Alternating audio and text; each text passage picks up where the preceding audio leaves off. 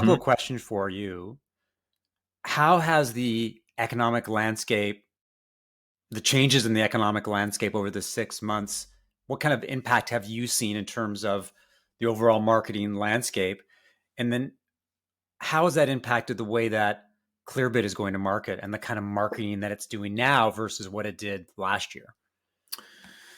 I'll speak about Clearbit and then kind of what we see in our customers. From a Clearbit standpoint, we are actually doing more what I talked about in terms of that pendulum swing. So we were leaning further and further toward the end of last year into, call it, direct ad spend, trying to get people who were, quote, ready to buy to raise that hand and fill out that form, and let's get them in the pipe, get them in the pipe.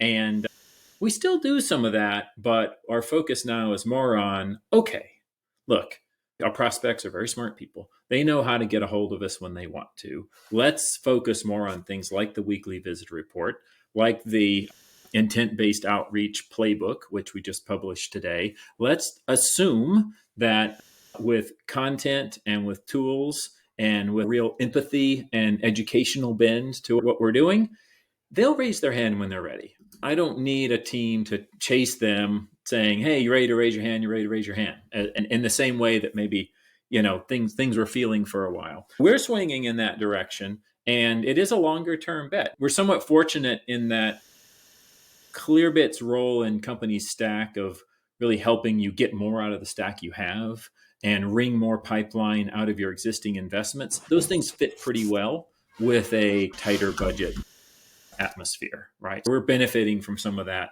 as companies look to get more out of what they have. From a customer standpoint, I think you're spot on. Companies are kind of going one of two ways. Maybe they're swinging that pendulum back to, okay, got it. I can't just keep cranking up my social or display ad spend. But then we also see companies who are saying, yeah, you know what? Get on the phones, BDRs. We got to pack the pipeline. It was 10 calls a day. Now it's 15 calls a day, or 50. Now it's 100. That's not wrong.